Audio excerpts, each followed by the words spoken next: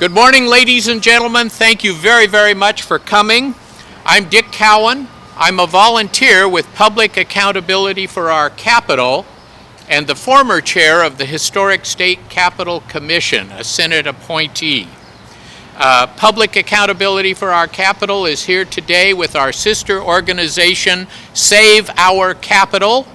And we are a group of volunteers, a group of organizations from both the preservation, tree, fiscal, and business communities united in our opposition to the Capitol Annex project as it's currently planned.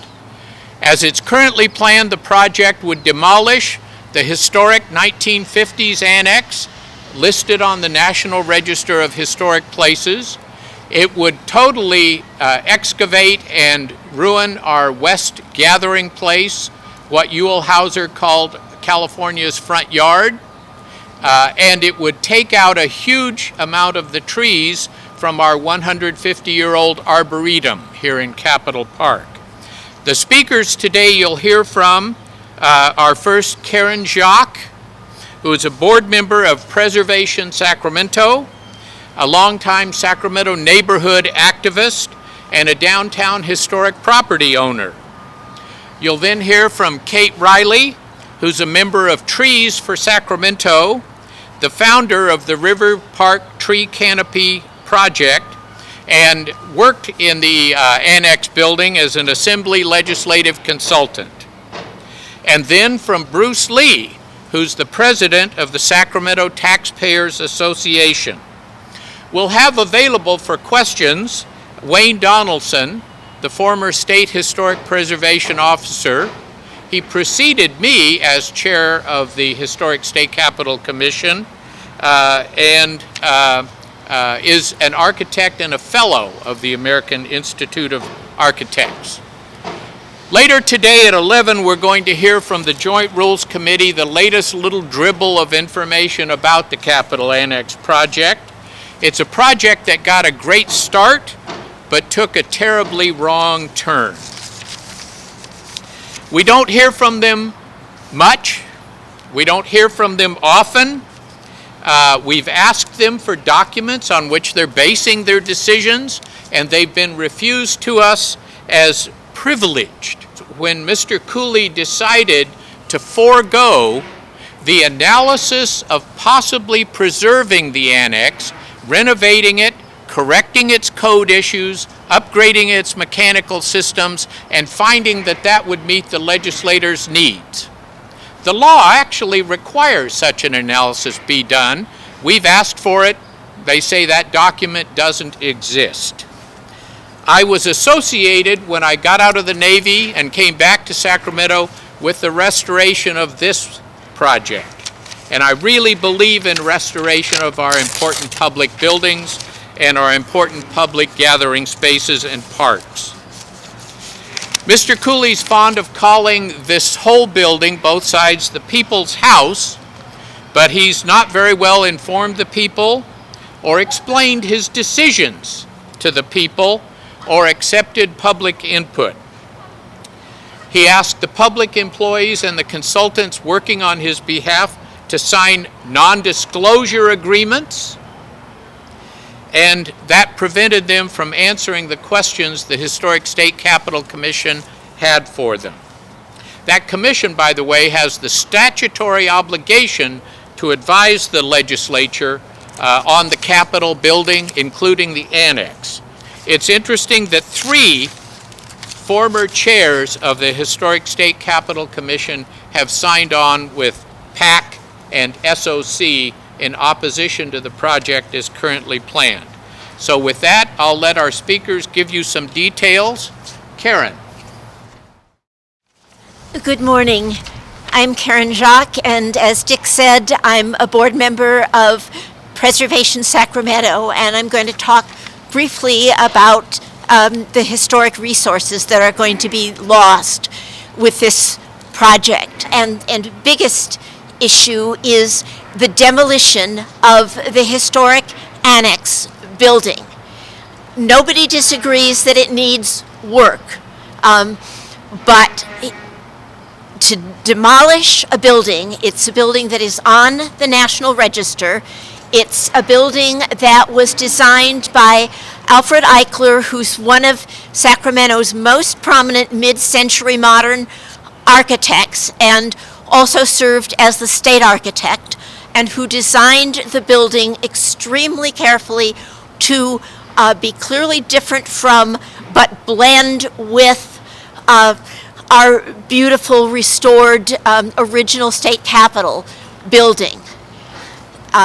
There was never an environmental analysis of keeping the building. There was only a decision very early on that it had to be demolished.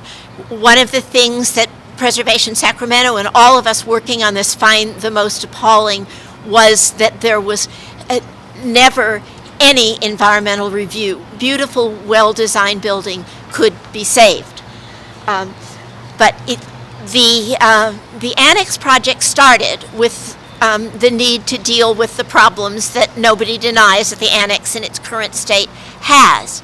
It then morphed into a much larger project that includes also a new 200-car underground parking garage in the park, and that includes a new visitor center. And the new visitor center, as proposed, also has a very significant impact on historic resources. It is planned to be located underneath the restored, our 1870s beautifully restored, the historic Capitol building, with its entrance, and it will be in the basement of that building, with its entrance at the front west most prominent and most important facade of our restored Capitol. And in so doing, it results in massive changes to the front of the Capitol and the landscaping in front of the Capitol. Since it's in the basement and needs an entrance, and that needs to be an accessible entrance, it involves excavating the entire area that's now known as the West Plaza. That's the area where so many demonstrations, celebrations, activities have taken place literally over generations. It is historic in its own right. It would be completely excavated on a slant from the sidewalk along 10th Street down to the level of the floor of the basement in the Capitol. And the excavation would be the width of those very broad front Capitol steps that are known as the West Steps, and have been where so many people have spoken at those demonstrations and celebrations. So we would now, instead of looking at the ground level Capitol as we see it now with its steps going up to its beautiful main entrance, you would be looking at this slanting cement wide walkway going down, and then a huge bank of glass doors. The entrance to the Capitol would be covered by a porch-like area that extends over it and completely changes the appearance of the Capitol. So this is the other reason. This is also a National Register building. It could lose its listing over this. So this is why we're fighting our fight. Thank you. As this Capitol was built, the surrounding park was developed as a unique place for trees. Many of the trees planted in the 1860s and 1870s still survive. For example, those glorious deodar cedars, that fabulous bunya tree, these glorious coast redwoods. There's a cockle spur coral tree. There's a glorious tree over there that is actually called an international champion tree. It's 17 feet around at the base. If the 12th Street garage is built, that tree will either be lost or it'll be moved. There are trees from every continent except Antarctica here in Capitol Park. And this 4-block area around us that surrounds the Capitol, that'll be changed forever with the Capitol Annex project as currently planned. So the trees, there will be tree loss, and it's going to be quite substantial.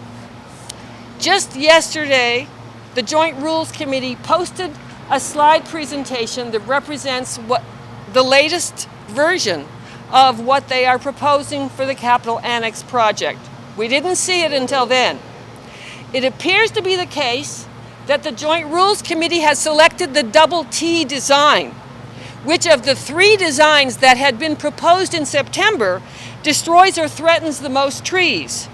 Our estimate is that at least 55 trees, large and small, will be removed or moved or otherwise threatened due to the double tree annex building and the 12th Street underground parking garage. That's 55 trees of the 860 trees in the park. We consider that a substantial threat to the quality of Capitol Park and its trees.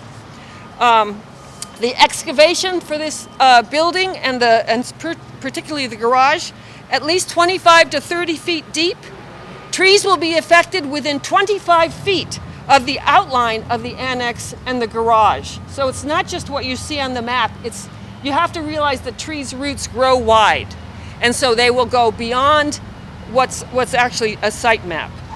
There's a giant sequoia, 2 historic palms, the last of a beautiful old magnolia, and I talked about the cockspur coral tree. Now, some of these trees, they say they're going to move, but I have to tell you that moving trees that big is a crapshoot. Very much an iffy deal to move them. You can move them, and they may survive, and they may not even live through the storage period. So moving is not saving. Now the visitor center isn't shown on these latest slides. So, if they drop the visitor center, we can all breathe a glorious sigh of relief. But I'm telling you that this could show up at any time further in the planning process. It was in the recirculated DEIR, so it could show up at any time. The JRC says it cares about the trees, that's the Joint Rules Committee, but if they really cared about the trees, they would have figured out a way to solve the problems of the annex without going beyond the footprint of the annex. Because once you go outside the footprint, you are damaging or threatening trees. As you see, they're all around this building. You cannot expand the footprint without damaging trees. Let's see. The second clue about how they don't care about trees is that they have put off adopting a tree management plan for the park until after the Capitol Annex project is built in 2025. It was recommended in 2017. They'll do it later after all the trees are gone. And then they're also so secretive about the trees that we know that that's a way that they're trying to hide what's really happening from us. They have 3 categories: saved, moved, removed, replaced, or palms, which is an interesting set of categories, but we don't know which trees are which. So what does that mean? It's being withheld from the public. Now, the public has a right to know before the first shovel goes in the ground which of these trees are doomed and which are threatened. So we are calling on the Joint Rules Committee to rethink this parking garage, to keep the visitor center off the page, and certainly to look at restoring and rehabilitating the historic Capitol Annex. Thank you very much. God bless you. Thank you all for showing up today. My name is Bruce Lee, and I'm the president of the Sacramento Taxpayers Association. Our primary focus is looking at protecting taxpayers' rights and that we're using our taxpayer funds wisely and effectively. Now, you've heard 2 or 3 very good reasons why the concept of this new project of demolishing and restoring the annex doesn't make very good sense. The historical reasons, the horticultural reasons, and there are many others. And I would be surprised if you asked the average citizen here in Sacramento, what do you think about this idea? If they knew about the idea, they'd be appalled by the idea. But I'm going to go beyond that, and let's talk fiscal. I have worked in this very building for years with the Governor's Department of Finance, and I would get requests for hundreds of millions or even billions of dollars of spending, and I typically had two fundamental questions. Does this make sense? And where's the money coming from? Well, unfortunately, the proposal for the Capital Annex project fails on both counts because there are more sensible options, and the money is coming from debt. In my decades of experience in this capital, I have observed two key facts. One, our 120 elected members of the legislature have an almost total inability to set priorities. And two, big dollar projects are just big numbers on a piece of paper for which most do not have any concept of the true implications. It's just more taxes, more debt, little grasp of the overall impact of what they're suggesting on the lives of citizens, taxpayers, and businesses. Now is the time, the pivotal time, to stabilize the economy of California and a recovery, not focus on extravagant projects.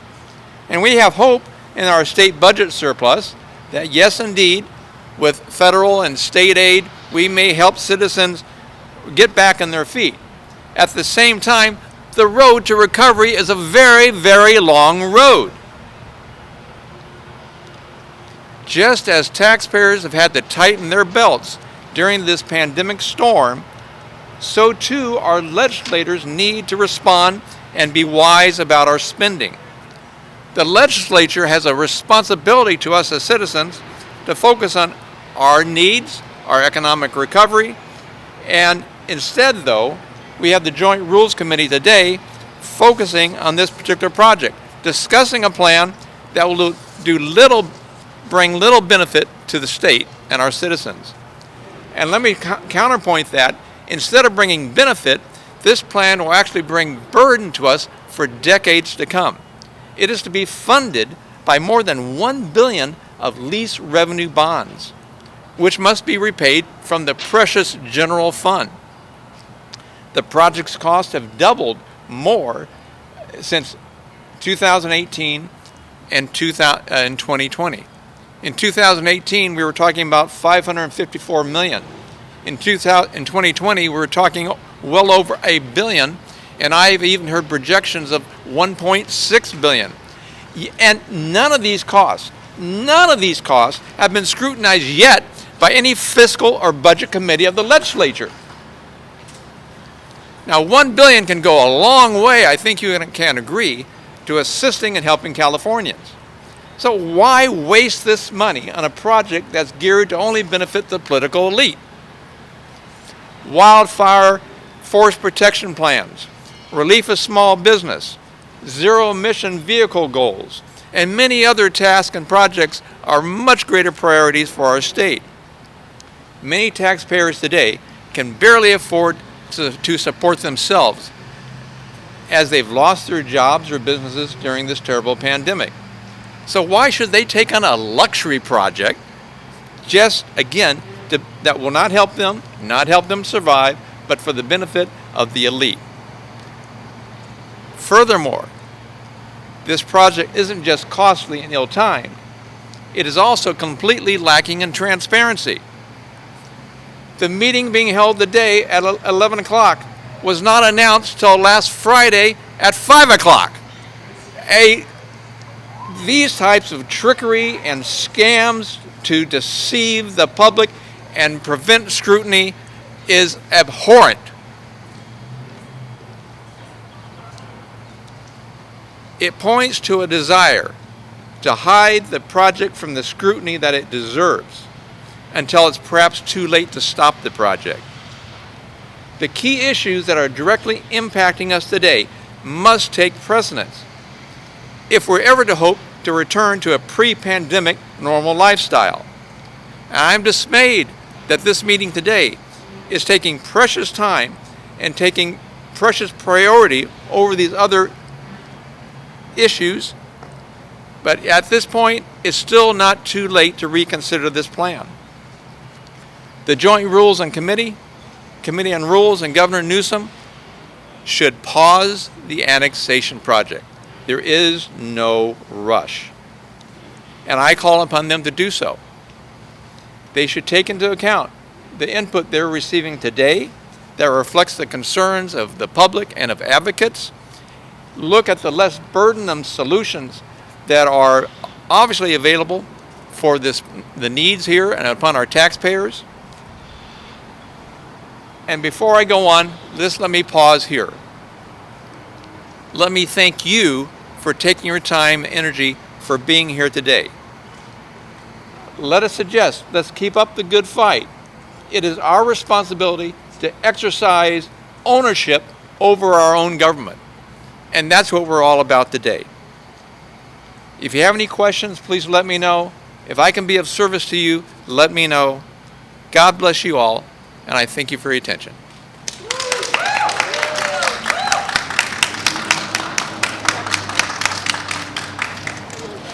Thank you, Mr. Lee. Don't go far. I have an idea there might be some questions. For those of you who intend to attend the hearing in person in the building, one of the officers will guide us around when we're ready to go to the north side where we can enter the building. We can now take questions for any of the speakers. I'll field them, and being a chicken, I'll try to dish them off to the other speakers. Are there questions? It's billed as a security hearing, and in the face of the events at the Washington, D.C. Capitol, I imagine there's absolutely legitimate business for the Highway Patrol and the Joint Rules Committee to work on. I'm surmising, but I trust that was the subject. Good question. Another question? All right. Kate says she can answer that question. That's interesting because the notification that Mr. Lee got, the notification that Mr. Lee got, he got from us, okay? There was a notice in the Daily File document on Tuesday morning. So, can you tell me more about that? Yeah, so every day of session, the Senate and the Assembly publish a Daily File. They do it online and also paper. And so we've been watching for the joint hearing. So the joint hearing did appear on Tuesday morning, but that's the problem with what's going on, is that actual normal people don't look at the Daily File. So we have been taking it upon ourselves, and also Save Our Capital, to notify people, and that's what came out Friday. And then the no report until yesterday in terms of the slides, the actual slides. That was actually withheld until yesterday, sometime around 1 o'clock. So yeah, it's wrong because they're doing the things that they're legally required to do. But as Mr. Lee said, the average Californian has no idea what's happening on this particular issue. So the question, has there been any time to analyze what will be briefed today compared to what was briefed last September? I think a fair answer is no. I expect to be surprised today because that's just been the style of communicating the project. But I was shocked when I first peeked at the slides we got yesterday. I cannot imagine a building more out of character with our historic capital. And one of the goals the project adopted early on was to not overwhelm the 1860s Capitol, our beautiful 1860s Capitol. And you'll see later some images from what's currently being proposed. And I can't imagine any design failing to meet that goal more. Other questions? Yes. So I do know, to be fair to our partners in the media, this is probably the busiest news time in my lifetime. Fire, pandemic, economic crisis, trouble on the borders. It's a tough time. An election, remember that. It's a tough time, and our attention is being pulled in many ways. I actually do appreciate the stories we have had from the Bee, from Sacktown Magazine, from many, many other places. Unfortunately, a little bit we're preaching to our choir because it's the media read by those who have an interest in public events, and too often I think our larger public is just too consumed with other things. I hope that's not an excuse, but it's a tough time to get the attention of the press. Other questions? Yes. So I think the business community, the Taxpayers Association, and the chambers have excellent statewide organizations. On the preservation side, the California Preservation Foundation is a fabulous statewide organization of many members who desire that we preserve our historic places in California. They're attempting, but it is a challenge. We hear more about it here in Sacramento, but we're only one small town compared to the state. If you have friends, if you know of sister organizations to the ones to which you belong, it's up to us to do that work of reaching out to them. Great question. So is the question to talk about how this annex design was created. So this annex design was done just after World War II. California's government had exploded. We needed the space.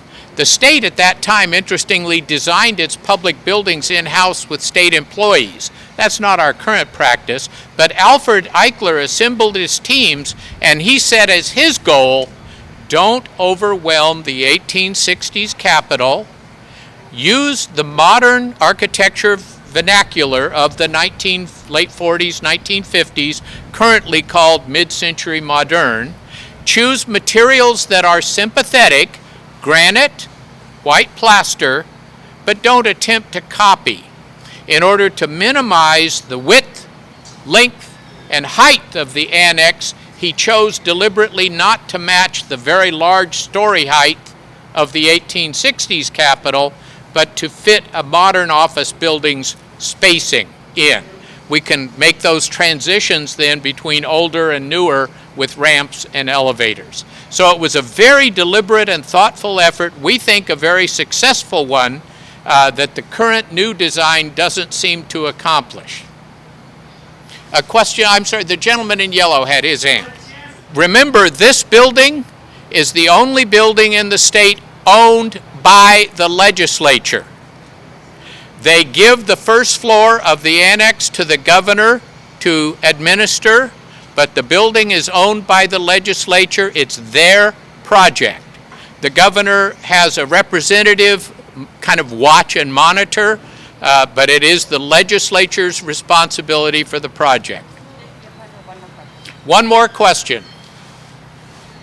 So the building that the questioner is pointing to is a brand new state office building. It's called, we've called it the Swing Space Building because while the current annex is either renovated or demolished, the legislature will move to the Swing Space Building and walk back and forth as they need to come to the chambers for any business of session. And so they'll occupy that while it's the project is underway, whichever way the project goes.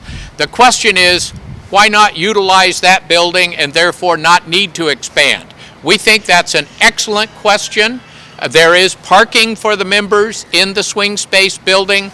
We think that could be part of an overall solution. All right, so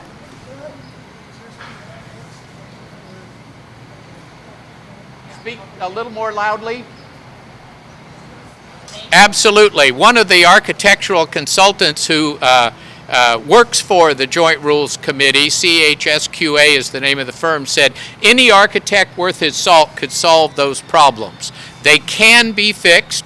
They're being fixed now in other state historic buildings, such as the Unruh Building, other state historic properties. So yes, we can modernize and make a building useful and not demolish it. We did it for this one. So I'm being signaled we have to stop at this time. Thank you, ladies and gentlemen.